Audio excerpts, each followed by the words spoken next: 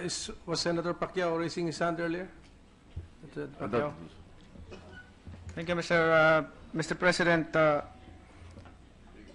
I'm about to say something, Mr. President, that the dignity of the Senate is very important, Mr. President. Kasi kung pagbibigyan natin yan, Mr. President, it's gonna be the basis, no, the basis na magiging argument dito sa Senado sa mga darating pang mga investigation, that a witness can lie and change his testimony. And we don't want that, Mr. President. Hindi natin papayagan yan dahil magiging basis yan. And we know, and I know that the lawyers are here. There's so many lawyers here, and our colleagues.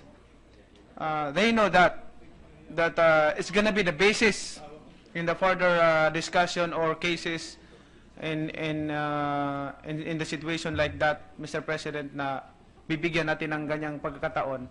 Hindi na hanggang sa to the next generation, Mr. President, ganyan na maging basis.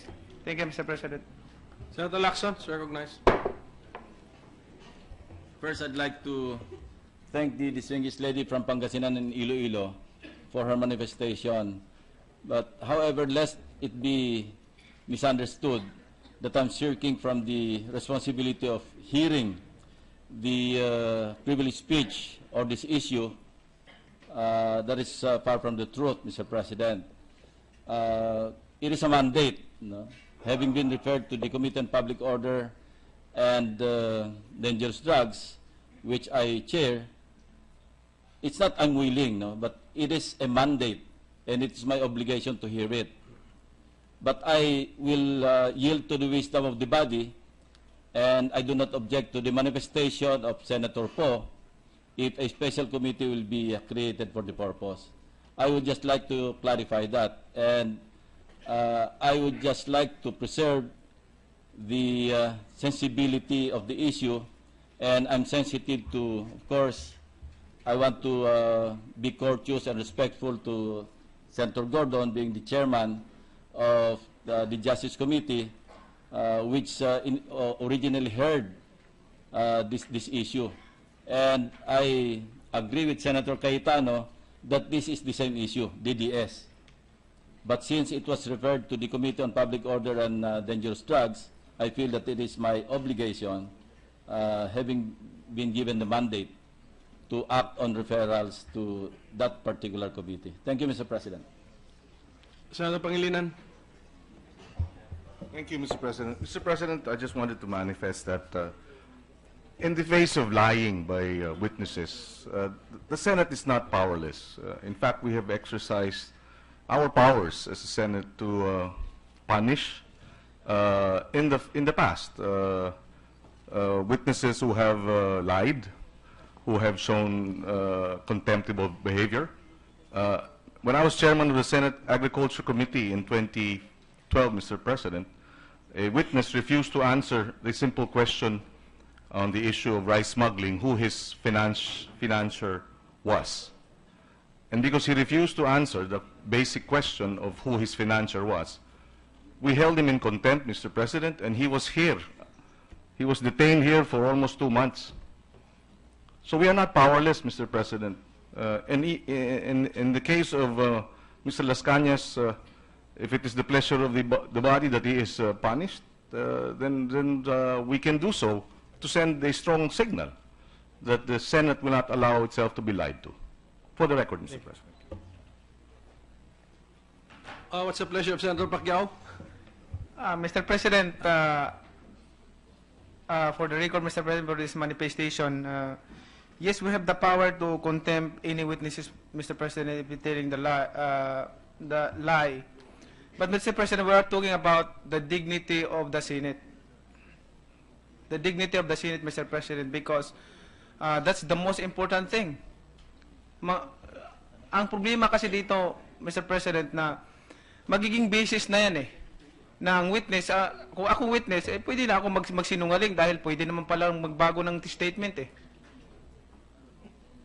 kailangan ipakita natin yung na tayo dito sa Senado, wag nating paglaruan yung posisyon natin as a senator. Ipakita natin yung tinatawag natin dignity ng Senado, especially yung mga task na yung mga designated committees ng bawat isa, dapat ipakita natin at respetuhin din natin yung committee report ng chairman ng committee. Thank you, Mr. President. Thank you very much. Anybody else? Okay. Senator Gordon. Again, it's as if the issue is punishment or sanctions. Senator Pacquiao is correct. We cannot allow our Senate to be the cockpit of lies, the cockpit of, barefaced disrespect. I have also arrested people who lied in the committee, Mr. President. I already arrested people who refused to be subpoenaed, and we picked them up. So it's not just a question of just telling them that, hey, you'll be punished. We really have to make sure that the message is clear. You do not lie anywhere. Thou shalt not lie anywhere, especially in the Senate of the Republic of the Philippines. Give it the respect that it is due. Mr. President, I agree.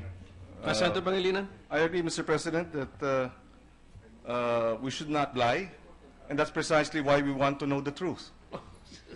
Mr. President, if we stop at condemning because the person lied, I think we should not stop at condemning this individual because he lied. I think we should proceed and find out the truth.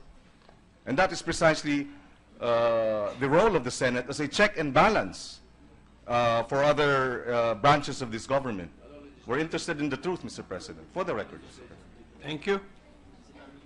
Majority Leader. I was asking Senator Gordon, ano legislation? Thou shall not lie? I'm kidding, Mr. If President. there's already a perjury, Your Honor, we can amend that and even make it even stronger. I was joking, Mr. President. I know. I was always take you even seriously, tempted. even if you're joking. I'm even tempted to give a name to the committee that Senator Po is hindi maganda pakinggan yung committee on lies. Committee on Fabulists. But Mr. President, before we leave the subject matter, Majority Leader, oo nga. given the manifestation of Senator Lacson, the Chair believes that there is no necessity to invoke Section 14. Hence, I will not be forming any special committee. Thank you, Mr. President. We would just like to thank Senator Po then for giving a preview of what the Rules Committee will be taking up. Thank you. Mr. President, I move that we proceed with the reference of business. Any objection? There being none, motion is approved. Secretary, let's Bills on first reading. okay. 1339, an act right-sizing the national government to improve public service delivery. Senator Honasan II. Referred to the Committees on Civil Service, Government Organization and Professional Regulation and Finance. 1340, an act prohibiting the imposition of expiry dates on gift checks by issuers and for other purposes. Senator Sabiri. To the Committee on Trade, Commerce and Entrepreneurship. 1341, an act creating the Cooperative Development Commission, repealing for the purpose Republic Act Number 6939, appropriating funds therefore and for other purposes. Senator Paulo Benigno Bam Aquino IV. To the Committees on Cooperative, Civil Service, Government Organization and Professional Regulation, Ways and Means and Finance. 1342, an act amending Republic Act Number 7743, otherwise known as an act providing for the establishment of congressional, city, and municipal libraries and barangay reading center throughout the Philippines and for other purposes. Senator Sani Angara. To the Committees on Education, Arts and Culture, Local Government and Finance. 1343, an act creating an advanced studies development program for exceptional employees from the government and the private sector and for other purposes. Senator Sani Angara. The Committees on Education, Arts and Culture, Civil Service, Government Organization and Professional Regulation and Finance. 1344, an act promoting the scientific propagation, processing, utilization, and development of Philippine native animals, hereby creating the Philippine Native Animal Development Center. Senator Sani Angara. To the Committees on Agriculture and Food and Finance.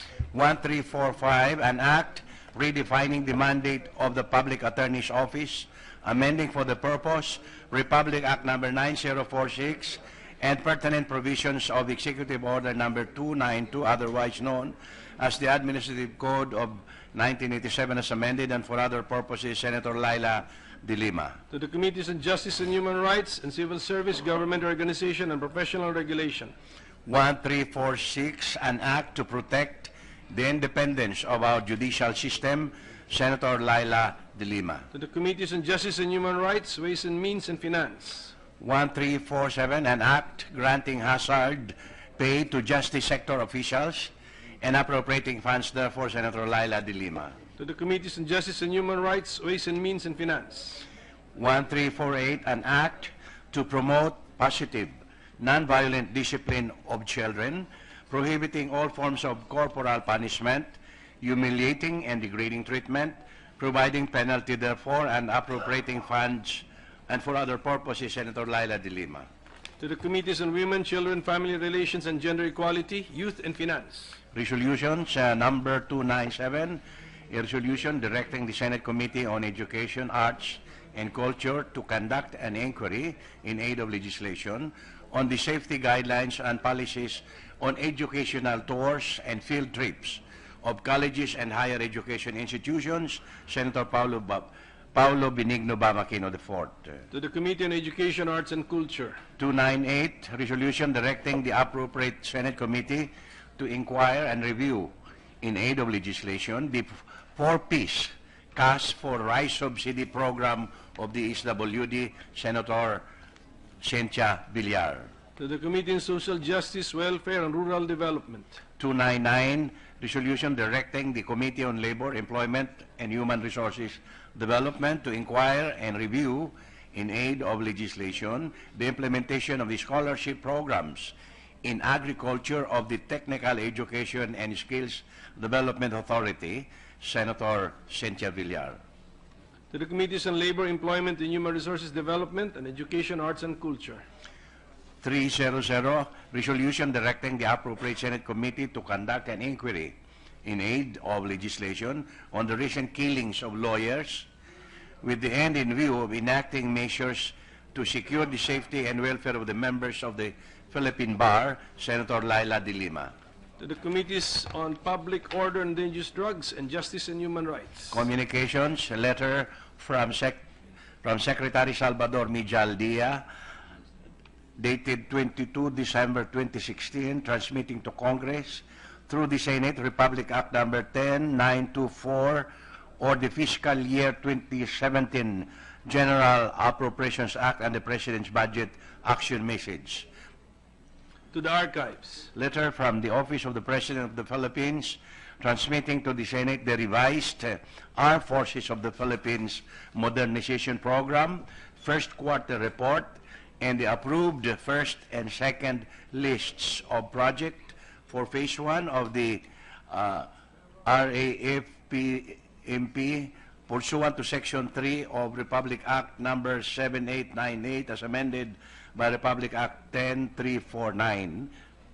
To the Committee on National Defense and Security. Letter from the Public-Private Partnership Centers submitting to the Senate a copy of the signed concession agreement for the ISLEX Connector Road Project, including all its annexes, executed by the Department of Public Works and Highways as the grantor, and the Manila North Tollways Corporation as the concessionaire, on November 23, 2016, in compliance with the revised implementing rules and regulations of Republic Act Number 6957, as amended by Republic Act Number 7718, otherwise known as the amended Build, Operate, and Transfer Law. To the Committee on Public Works. Majority Leader. Thank you. Mr. President, earlier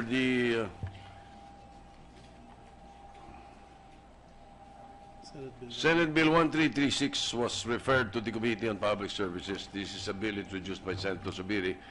And with the agreement that Senator Poe was informed and agreed, Senator Subiri wishes that this Senate bill be referred to the Committee on Trade, likewise, as primary committee.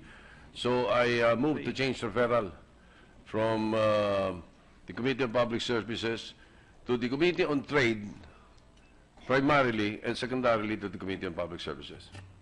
What is the Senate bill involved? 1336, Mr. President. So the motion, The Act to take airline passenger rights. okay, the motion is for Senate Bill number 1336 about the airline passenger rights to be primarily referred to the Committee on Trade and secondarily to the Committee on Public Services. Any objection? There being no, motion is approved. Thank you, Mr. President. Two more. Upon the request of Senator Poe and with the consent of the Chamber, after getting the approval of the concerned committee chairs, we move that the referral of Senate Bill 1123 or the PNP Educational Bill be transferred to the Committee on Public Order and Dangerous Drugs from the Committee on Public Order to the Committee on Civil Service and Professional Regulations, Mr. President. Any objection? There being none, the referral of Senate Bill number 1123 is transferred to the Committee on Civil Service. Mr. President, the journal for yesterday, number 65, is now ready. So I move that we defer with the reading, dispense with the reading and approve Consider the same. journal of number 65 of yesterday, Mr. Is President. there any objection? There being none, we dispense with the reading of the journal of the 65th session of February 21, 2017 and consider the same as approved. With the permission of the body, I move to resume consideration of Senate Bill 1280 under Committee Report number 22. Any objection? Hearing none, motion is approved. Mr. President, this is the measure amending the Corporation Code of the Philippines.